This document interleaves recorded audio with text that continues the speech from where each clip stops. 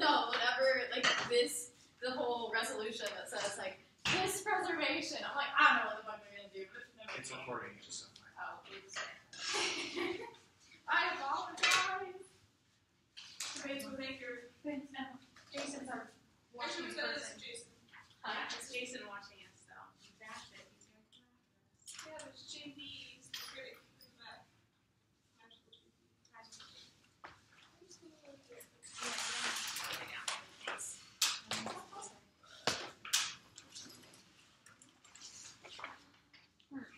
Yeah, I can show you. I know my eyes will start coughing now. I know. I'll start coughing instead. There's such a coughing. Ooh.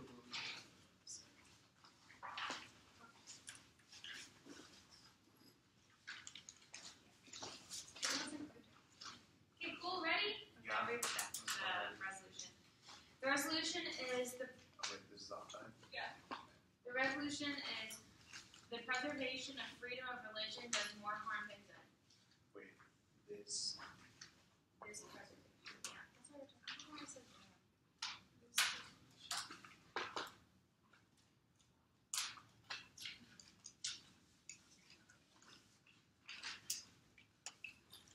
Because the affirmative team believes in today's world and today's debate around that, when we have the preservation of freedom of religion in this way, what happens is the world becomes a destructive place where things are justified that are not okay, and it just increases mass harm to many people. That's why we should be looking at the resolution today is this preservation of freedom of religion does more harm than good. The resolution analysis under this is, first of this is a value topic because it says more harm than good. Next, we're going to move into some definitions. Our first definition and only definition is that of religion. Religion is an organized religion. And we're going to be stating that this on balance, on balance, we have to look at this on balance does more harm than good, not in actually every single instance, but on balance it does more harm than good.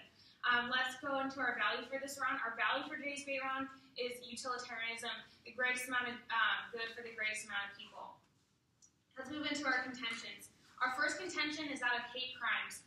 The subpoint under this is religion's targeting both ways. It's a lose-lose situation. Religions are going both ways and targeting both people. We can see this under subpoint A, which is 57% of anti-religious hate crimes are directed at Jews in America. This is from 2014. There's over 600,000 incidents of this happening. Just 600 incidents of this happening. The subpoint B under this is from 1995 to 2012. Religion was the key in 24,872 incidents. Subpoint C to this is people are. Okay.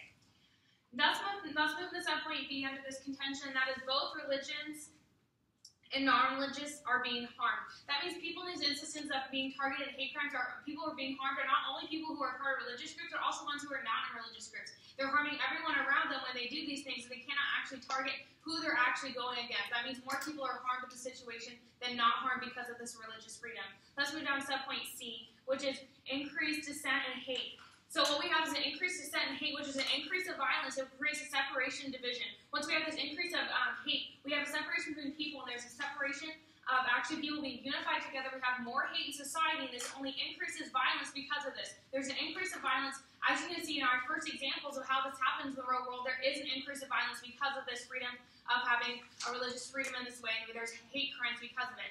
Subpoint D is what we look at extrapolating what actually is the end result of this idea. And the end result of it is it increases death and destruction. Once hate crimes are allowed in the current system and keep happening repeated over and over again because of religious freedom, it only increases death and destruction in society. There's only more deaths that happen, not just the normal ones, just because people just don't like one another and they go after each other and hate each other. Let's move down to our second contention. Our second contention is that of child abuse.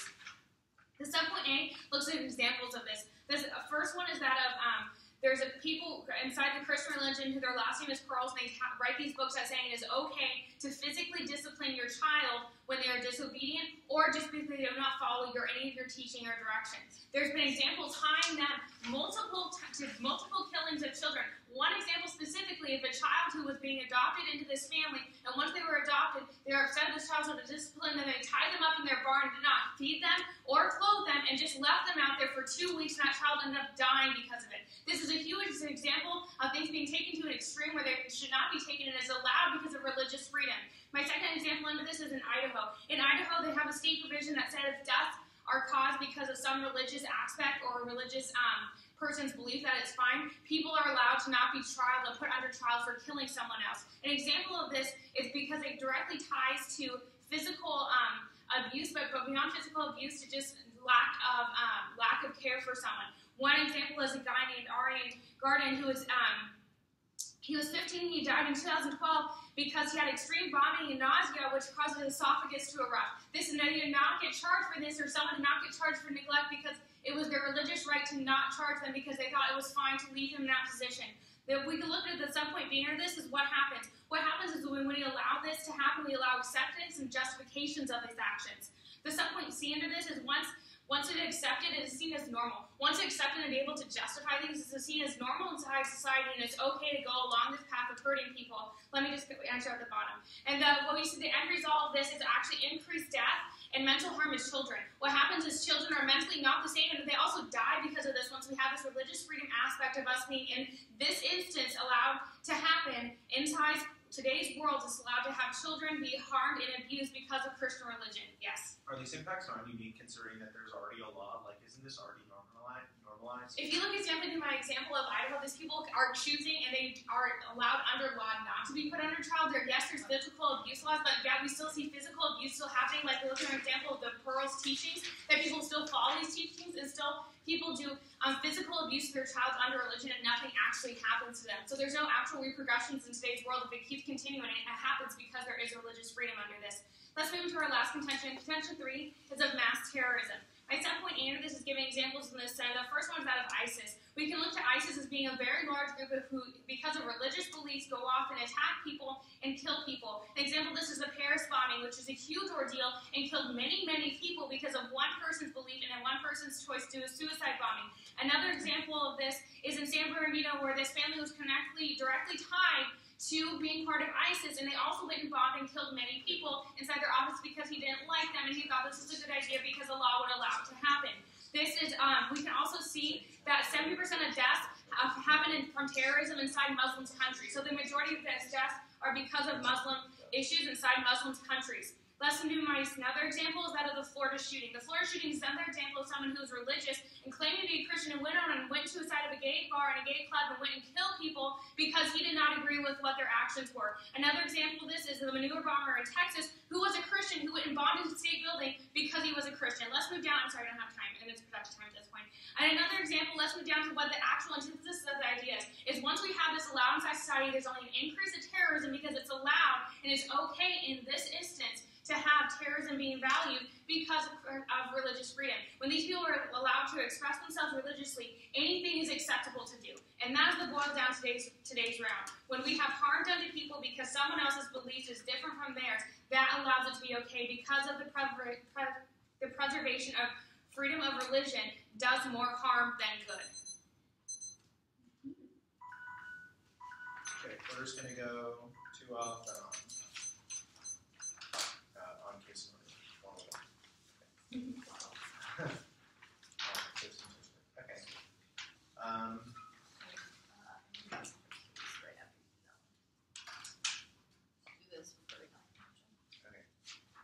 Okay, just kidding. We're just going to go 1 off, top of case, then the second off, then case in order.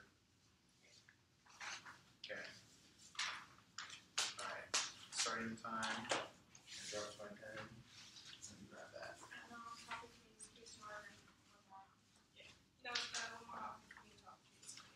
Yeah. 1 off, top case, another off, then on case in order. Sweet. You guys ready? Okay. 2 minutes. Starting time.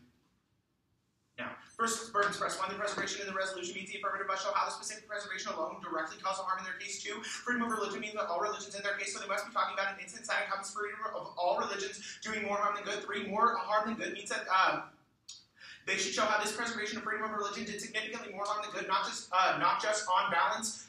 For this instance, this is specific, talking about one instance. Means that they're not allowed to have more than 1. 5, preservation defined as going on Maintenance of security of protection means that this instance, the affirmative must utilize ongoing. Must be ongoing. Oh, the affirmative instance must be ongoing. 6 refers to the preservation of freedom of religion within this debate round. Moving on to the top case. 1. Against their value of freedom of religions, when they talk about on balance, don't do this on balance. The burden of the affirmative is a specific instance defining its on balance, steals net ground. When they talk about utilitarianism, util is bad, it forces the marginalization of minorities. What is this? Our counterweight mechanisms preponderance. Counterweight mechanism preponderance of evidence. This is empiric, which means that it is more measurable and less subjective, which means more inclusive. We're creating a more inclusive environment in the round. When they talk about the increase in what is this? That's not nice contention. Don't worry about it yet. You need to say that they specify a bunch of different instances, which means they immediately bite the burden press. Yeah, they specify all these different instances, which means that they're instantly going to bite into the burden press. So I'll get to that on case. Yes. Okay, sweet. Moving on to counter contention 1, preserving freedom of religion is good. The first is that it decreases marginalization. The little warrant under this is that it protects people like the Muslims that Donald Trump wants to discriminate against in the status quo. B is that it allows for the minority of religions like Buddhism and animism to be prominent as Protestantism. 2 is that it enhances democracy. The subpoint under this is that it allows for diverse participation in democracy, which prevents things like the Muslim ban. B under this is that it ensures variety in the citizens pool by guaranteeing freedom from persecution. 3 is that religion is important. 90% of Americans say that religion is, quote, somewhat important to them. 60% are a part of religious congregations. B, Zazis have been killed by ISIS by 400,000, which is because they're not protected by freedom of religion. C is that this is recognized by the Universal Declaration of Human Rights as important for, yes. Who is ISIS killing? The Yazidis. Yazidis by 400,000. 4, this enhances the economy. A, countries without freedom of religion have less economic success due to sanctions by the U.S.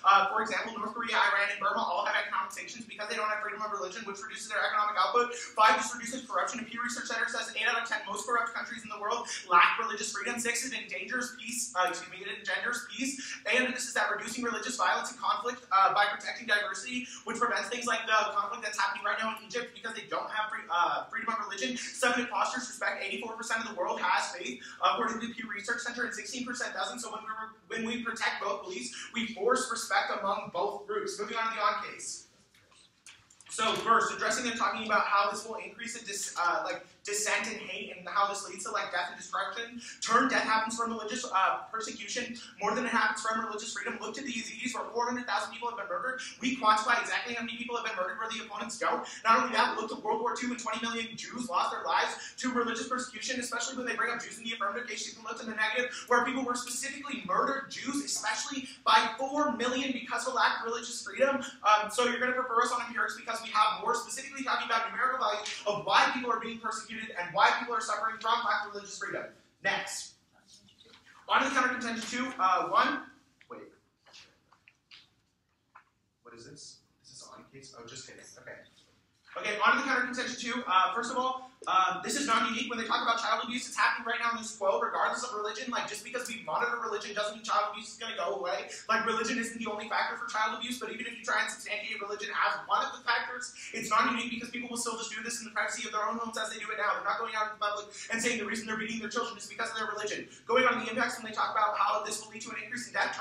This increases because religious persecution. Look to Cambodia, where they're killing people in camps by the thousands, where people are murdered. Cross-by the analysis from contention 1. Going on to counter contention 3. They specifically talk about how they give the examples of ISIS. 1, this is non-unique. ISIS will kill people because they're non-state. What is that? Non-state actors. Oh yeah, ISIS is going to kill people because it's a non-state actor that's irrational and has nothing to do with religion. For example, ISIS just bombed a religious mosque in Syria. So you can't look to this idea that ISIS is somehow religiously persecuting people. It has nothing to do with that. They're an irrational non-state actor just going to kill people, and they'll do it anyway. Sorry, I don't have time for your question. When they talk about the impact of this, that acceptance leads to an increase in terrorism. Impact turn, first of all, ISIS thrives off of the persecution of religion. Because ISIS is persecuting people based off of religions. So anybody that doesn't agree with them. So basically anyone that doesn't agree with this ISIS outlook that only one religion is good means that they're inherently going to persecute all other people. So just to give you an example of the overview of the round, the reason why we're going to be voting for the negative in today's round is, first of all, based on empirics. We show you more reasons why religious freedom is going to be protected why lives are going to be protected by ensuring religious freedom. The second is going to be because their logic is faulty and it's not unique. Most of their impacts are talking about things that will happen regardless of whether or not we regulate or mitigate religious freedom, and it just leads to a lack of democracy. Look to the 7 values that are better than anything coming out of the affirmative case for these. Oh wait. Oh yeah, and they bite the burden express, which means that they don't actually do what they need to be doing as the affirmative, so they can't actually win the round because they're skewing us out of the debate. But regardless of that, we also have the most criminalized impacts as well as the most logical case. For that reason, you vote nay. Oh, okay. What's your question? Oh, my question is, how, ISIS, what is, the definition of ISIS, or what do they want to be called now? That's probably your burden, since you bring up ISIS. Do you mean, they want to be called ISIL, or IS? Where do you go? IS. What does IS stand for? Islamic State. Okay. What is ISIS's roots? They're a terrorist organization. Their roots are in terror. Okay. Okay, so. Sorry.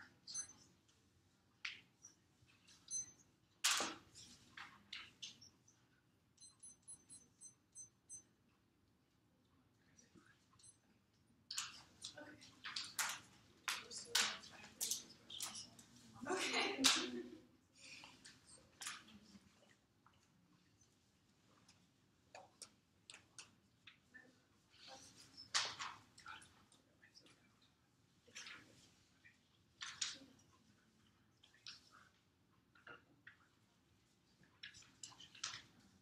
Cool. Overview on top. You ready? Yeah. Cool. Half is already won when they completely misunderstand the entirety of our first contention. What we look into here, you're not going to be voting on the burdens press because there's no reason to prefer the burdens press, and you're going to be voting on the facts of all upcoming hearings. So on the burdens press, my first response is going to be there's no independent voter on any of these. They've never read a reason to prefer. My second response is they did not read that this needs to be won in order to influence the roll of the ballot. My third response is going to be that because of this, there's no reason to prefer the sheet of paper because of the aforementioned. Fourth point is that there's no specific offense generated from the sheet of paper. There's no reason for them to win. First, go to the top of the page. On the idea that they talk about a specific, my first response is plurality is good and that we are increasing the breadth of this debate. And I said, onto this idea that we need to consider all religions, my first response is that did not counter our definition of religion. They just said that by them having to say that we defend all religion, we said we need to defend or be dealing with the organized religion, therefore there's no reason for this. They say it's significantly more harm than good. My first response is they don't give any kind of basis on significant. What is a numerical basis? If it's significant based on the vagueness, you're not going to prefer this argument. Finally, when they talk about that it needs to create, we cannot use more than one instance. My first response is this is the same thing they just said. Plurality is good. It increases the breadth of this information. It increases the breadth of the debate. Therefore, increasing education allows our programs to continue funding. If you cut down the education, you will be responsible for the destruction of the parliamentary debate. Finally, to talk about in this debate, my first response is that this is a fiat type of position. We are looking in the realm of the hyper-reality, therefore you're going to be preferring this argument, and they did not choose to run anything that is pre-fiat, therefore you're not going to be preferring this. There's no voters anyway. Go to the top of the case. Their only response is the idea that we can't be doing on balance because that seals in the ground. My first response is this is not fleshed out. There's no reason to prefer this. My second response is there's no proven articulated abuse within this debate round. My third response is do not be voting on potential abuse. And you could be voting on potential turns coming out of the app. My fourth response is there's going to be no counter on this. They did not provide a counter definition for on balance. Finally, on the criterion. They just said that utilitarian is bad because of the minority population. So my first response is util is inevitable. When we take a look at the generalist population, we choose to prefer within a society that increases the democracy and continues to uphold that, most importantly. Finally, he says that we need to specify many different ones. This is going to be the problem. This locks them into a very abusive argument when they say that because we are only allowed, and their argument was upon preponderance of evidence, because they say that we can only pick one instance and then choose to make a criteria of preponderance of evidence, the app can't win if you accept the next criterion. We cannot win on a preponderance of anything if you try to hold us to one instance and one example. What is the next? One warrant, maybe one sheet of paper. This is infinitely abusive and infinitely regressive. Do not give them this argument on the name. First, for other counter contention. My first response is that this is entirety of this is that he is agreeing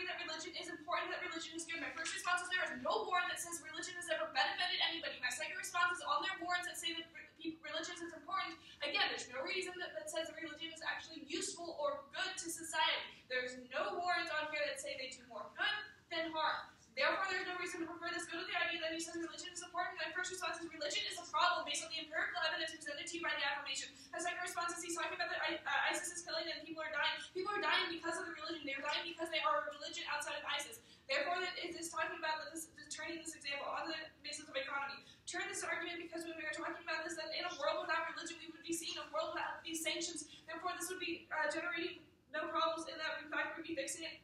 Finally, on the idea that religion protects diversity, turn this example empirically. Gut check his answer. Religion has done more killing of indigenous people. Religion has done more killing of minorities than any other source in the known world. Therefore, gut check this argument and turn it back to our side. Yeah.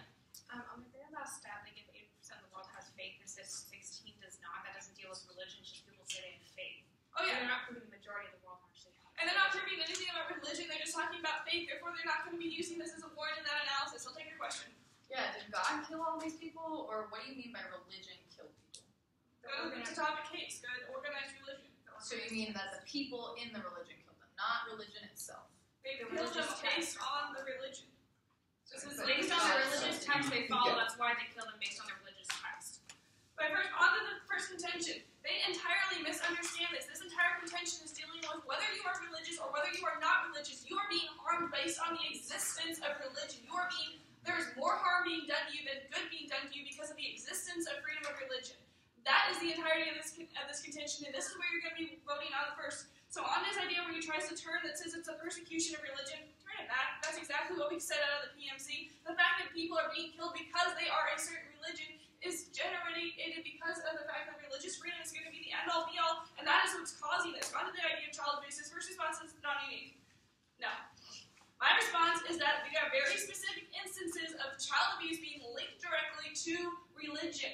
There is no counter-response that says religion is benefiting children. There's no counter-response that says religion is actually beneficial to a child's relationship with their parents. There's no counter-warrant to say that religion is actually doing more good than harm. There is only an argument that says this is not unique, that people are abused in the status quo, but they inherently ignore our articulation in the warrants that said that religion was the cause.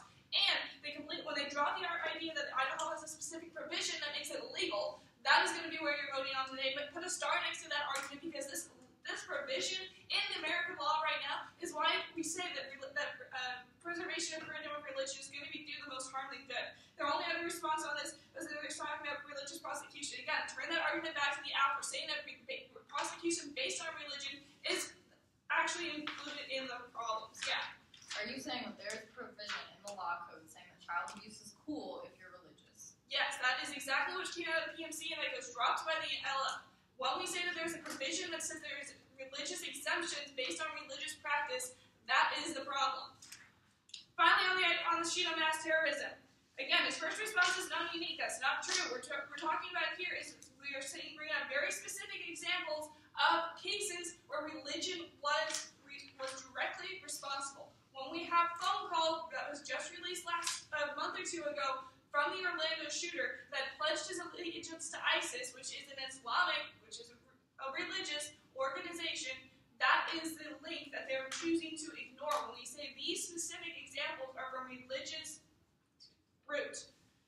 Therefore, also go to the example where he says they're killing because they're non-state actors. My first response is non-state actors are not inherently violent. This is a really bad scare tactic and fear-mongering idea to say that just a non-state actor, because a non-state actor can't be a corporation. A non-state actor is Doctors Without Borders. By saying that any non-state actor is violent is going to be a really bad idea coming out of the negation. My second response is...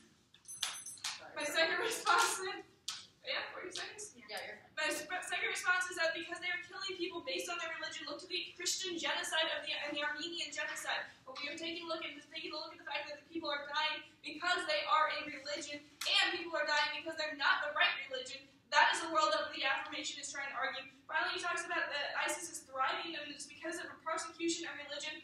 Persecution of religion turns that back to the affirmation. So when you're looking at the end of this today, you're going to look at only arguments and warrants coming out of the app. Because the number of Jews who have died, the number of people being prosecuted because of religion, the number of minority communities being harmed or if not extinct because of religion, you have no reason not to vote for the affirmation.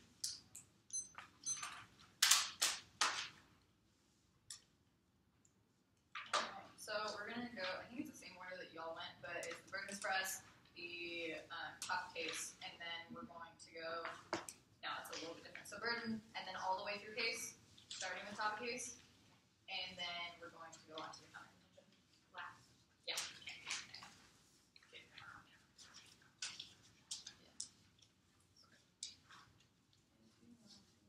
What is this one? Child abuse. Sorry.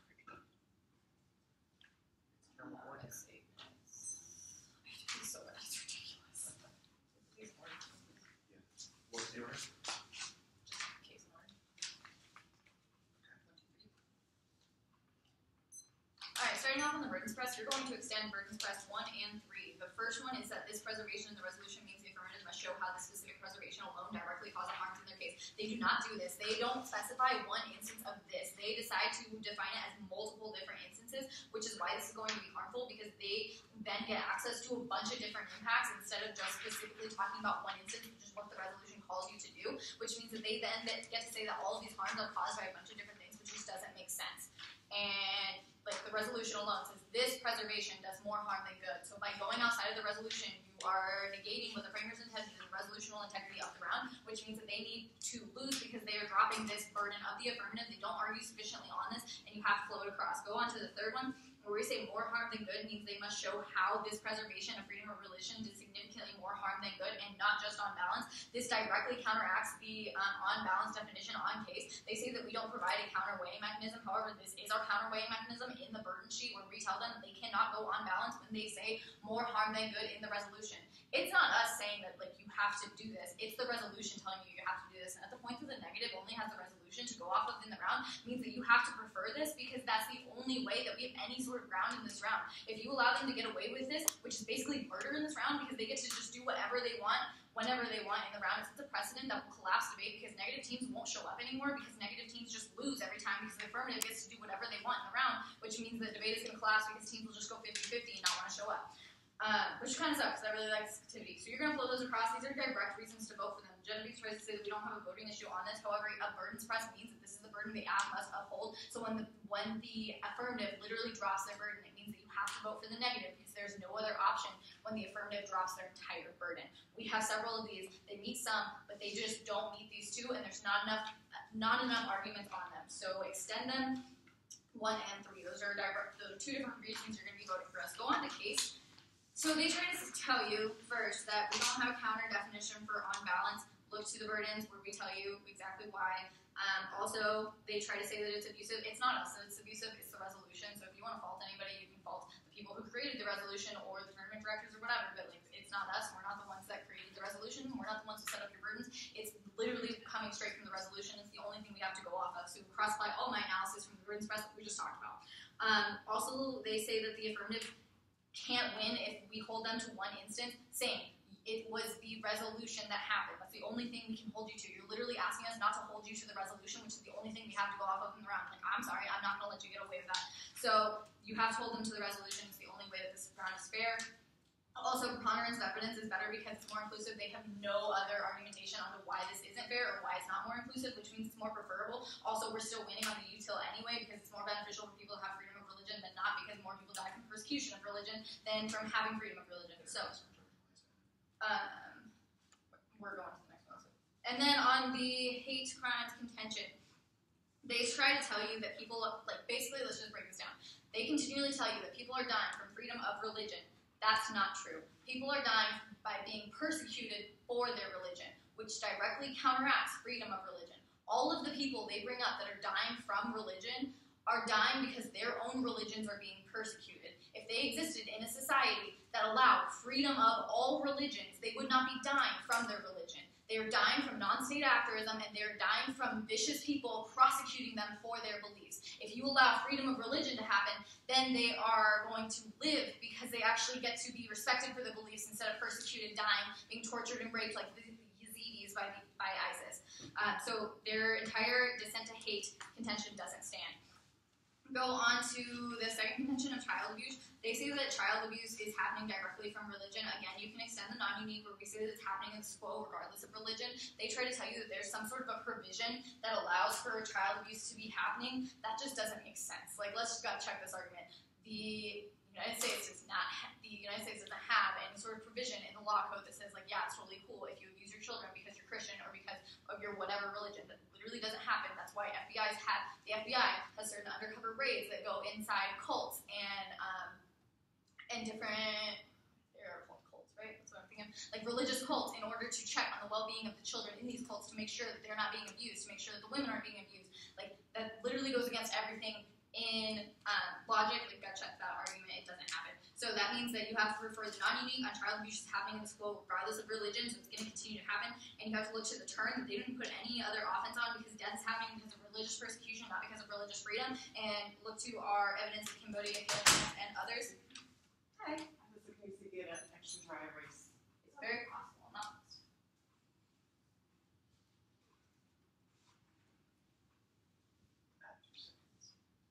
I'll just go on 2 seconds. I'm going to start. You guys go with this. Yeah. Okay. So for the turn on that, at that point, this contention no longer stands. Even if you buy the child abuse is related to religion, you're going to prefer the outweigh of more people dying from religious persecution because religious freedom is no longer allowed because religious freedom apparently does more harm. You're going to prefer the amount of deaths that would happen if that logic was allowed because more people are dying from religious persecution, the more people are having child abuse from religion. Go on to contention 3, where they talk about mass terrorism. You can cross-apply the entire argumentation of what I talked about earlier, how ISIS is not killing people because of freedom of religion.Ey're killing people because they're persecuting other people's religion. That's literally what ISIS tries to thrive off of. They say that ISIS is a religious organization, and that is directly harmful to the entirety of Islam as a religion because that categorizes all of Islam and all Muslims as people who kill people and as a terrorist organization, which is super harmful to all of these people because it's really dehumanizing to them for their entire religion to be characterized as this.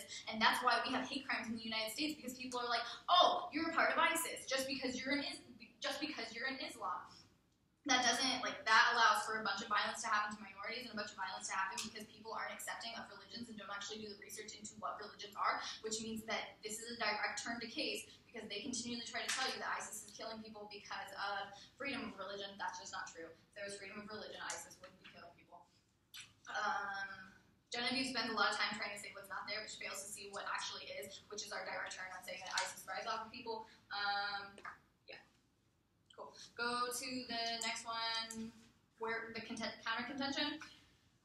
Go ahead and extend under enhances democracy, how freedom of religion allows for diverse participation in democracy and ensures variety of citizens in the pool. This goes unaddressed, and democracy is the internal link to life and security, and you can't ensure for a lack of You can ensure for either freedom of religion or non-freedom of religion without the state, which means that we're the key there ground.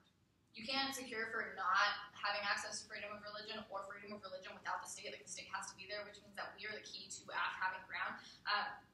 You have to look to the freedom of religion in this round.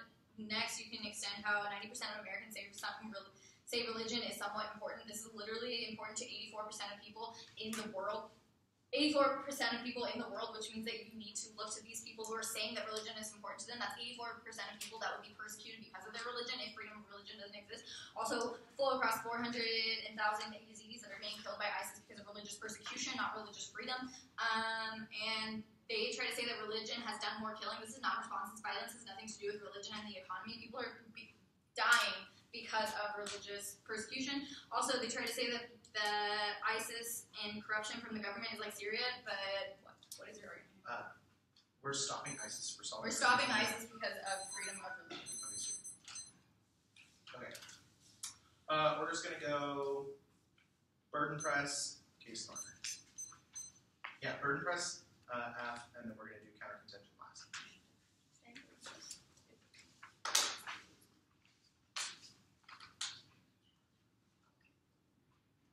Future reference.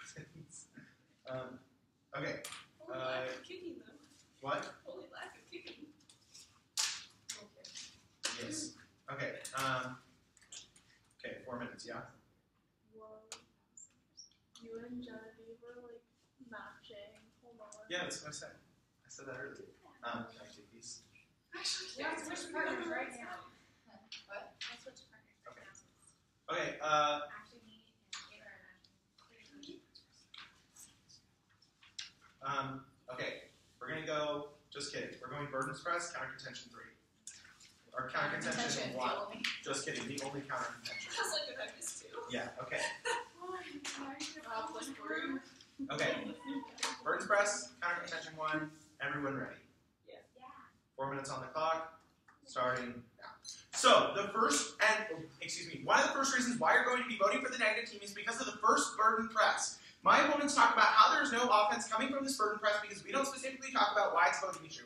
Judge, if they do not meet their burden in the debate, then it is a voting issue. Their only job in the debate is to meet the burdens of their evidence, or of their proof, of their advocacy. If they fail to do this, then regardless of what clash has been happening on the flow, you must vote for the opposite team. Because they have failed to talk about how the resolution means the affirmative must show one specific instance alone directly caused more harm in their case, this means that you have to vote negative in today's round. Because they dropped this burdens press issue, they don't address it, it goes unresponded to, as well as the fact that they don't actually meet this burdens press, you must vote negative based on this burdens press alone. But there's another burdens press that they failed to meet, and that goes unaddressed. This burdens press is talking about more harm than good, means that they must show how this preservation of freedom of religion did significantly more harm than good, not just on balance. Judges, in order for us to have any kind of substantial debate in today's round, we need to quantify what harm looks like. They can't just say that, there's this magical realm where on balance is sufficient enough for them to talk about it in a philosophical aspect. They don't actually have to quantify any impacts, and then they can come out in their speech and talk about how their impact calculus is bigger than ours because of on balance. They must specify a specific quantifiable harm that is happening in their advocacy. If they don't do that, then you must vote negative. Otherwise, you allow this behavior to continue on, which skews negative teams out of debate because they always lose, and universities defund debate programs that don't have an equal chance of winning, which means that debate is forever altered because you allow behavior like the affirmative to continue in the debate space. You must vote neg on the burdens press. There is sufficient enough evidence because they didn't address the burdens presses and because they don't meet the burdens presses to vote for the negative. This is the voting issue in today's round. However, there is another voting issue. Go on to counter contention 1.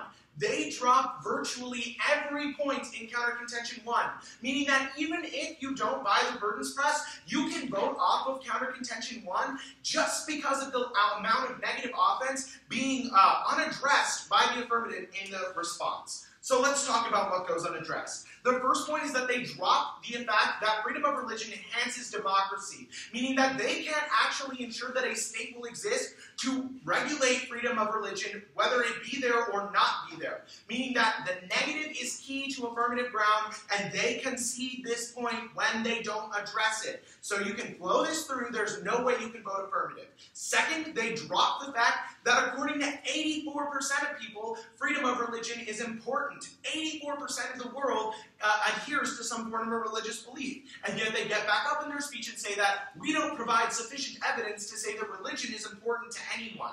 At the point where 84% of the world subscribes to a religious belief, I would say it's probably pretty significant to 84% of the world. Not only that, go on to the enhances economy. They're non-responsive.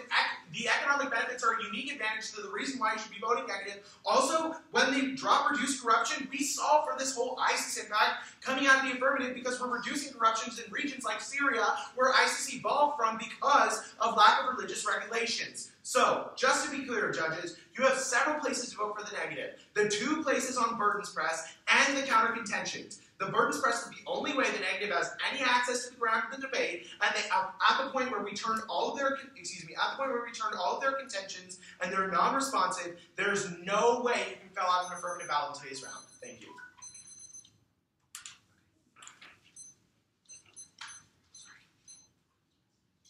So I'm gonna do a little overview, and then I'm gonna do burdens, press, contention, and then us. Cool.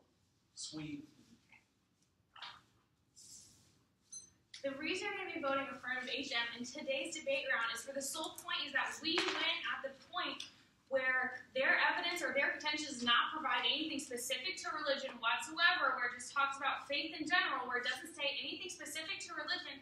And also, we win on the burdens press at the point where they're not even voting issues. Whereas that was never stated at the first speech of their voting issues, we win on that essentially because you're not voting specifically on these Point of order. The distinction between religion and faith is a new argument coming out of this flow.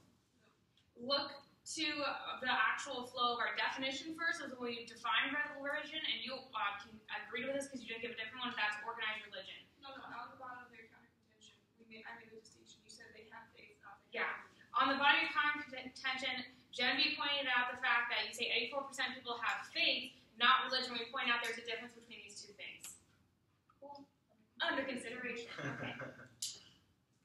Let's move down into the burden press. The burden press, we're going to be starting off with the idea here first, but they say that it has to be one instance. First, we're going to go back to my partner's response is that plurality is better. That there should be more examples, and that gives you more warrants and more reasons to vote. But even if you're not buying that issue, let's go to my second reason you should vote on this, is because you can vote on only one of the reasons we gave. If you don't like two of the other ones, you can still vote on only one, and still in this instance. We just need to provide the instances, and these instances it says happens. It is a singular incidence in every single one of our contentions. So even if you don't buy that plurality is a great idea, you can still choose one of them, and they've only put one count of offense on two of them, so there's still no offense on it, so you're still voting on that one alone because there's only defense on it. Let's move down to the next argument. They talk about we should not be looking at this on balance. My first response is logically how we look at this. We look at this as on balance of looking at balancing one to another, which one's good or which one's better. My second, if you don't think that's true either, my second response to this is we're still winning. We're still winning on the point where we're looking at that saying it does more harm than good. When we have three contentions giving examples versus their one contention not dealing specifically with religion, we still prove the point that it does more harm than good. When we have specific examples of child abuse, terrorism, and hate because of religion, we win. So it doesn't even be on balance. That doesn't even matter anymore. If you're just looking at it does more harm than good, we still win that point. Let's move on into their contention. Their contention, they pull through the idea of saying the idea that democracy is important and without it there can be no religion. First of all, if we go with that ideology, then it makes the negative change response is irrelevant because they're saying that state gives now people rights to religion. And now people get religion because of the state. It's just totally backwards. All of the new, the argument that, the state is now the bright line on religious freedom is completely new. Okay, but if we looked at the examples, what? Yeah, it came out of the neg block of you pulling the argument through, so this is my first response to actually respond to this idea of pulling through the idea of democracy. Okay. Cool. So if we have the point where that's the state now gives the one giving people religion, that's not how it works, and we're going totally backwards, and we're now saying that there is no religious freedom, this is better, and religious freedom doesn't matter, the state gives it. Moving to their next argument, and they're talked about, again, they pull through the idea of basically how ISIS is not killing people because of non-freedom of religion. They're doing it because there is no freedom, so they're persecuting people on this point. ISIS is a religious organization. They are an Islamic state. They have ties into the Muslim and Islamic religion directly, and even if they're Islamic extremists, they still have their roots are in Islam. So you cannot separate these two things and just say they're a non-state actor and it's fine. Let's first of all look at why, again, ISIS kills people is because they don't like other religions. This is inner people between two religions killing someone because they kill Christians because they don't like Christians. As Genevieve, let's look at Genevieve's responses to all their turning it around, is the reason there's more deaths in society is because religion is killing other people who they don't like their religion. It's not that people who are not religious are killing people who are religious. It goes the way of saying that religion, people get killed because of other religious beliefs. Because religion has the freedom to exist, it kills people.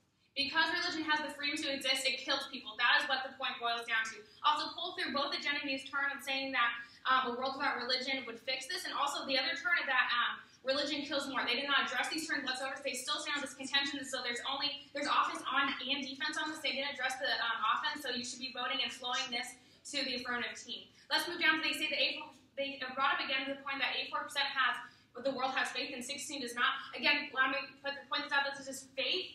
This is not religion. 80% of the world is not religious. 84% of the world has faith. Those two things are not the same. So again, we define religion as organized religion, not just as believing in something a higher power. Let's move down into the actual resolution analysis page. First of all, you can just cross-apply everything I said on the burdens press. We're winning this because it's not being abusive, and that even if you think it is abusive, we're still winning on one of it. In every single one of these contentions, there's no actual offense. They've only had one offense in this whole entire round, and Genevieve turned that. So there's only defense at this point. That's why you're voting affirmative in today's debate round. Also, let's look at the idea of util. It's still better to look at the greatest amount of good for the great amount of people. They didn't actually have anything to say besides saying we win this and this is better. No, if affirmative team still wins the greatest amount of good for the greatest amount of people. We're winning preponderance of evidence.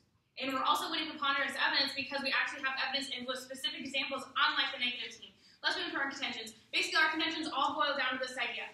Every single one of them win because there's only 1 point of offense, and we beat that offense. That means everything still stands. All of our examples stand. We out-evidence them in today's debate round and draw exact claims between the point that religious freedom does more harm than good.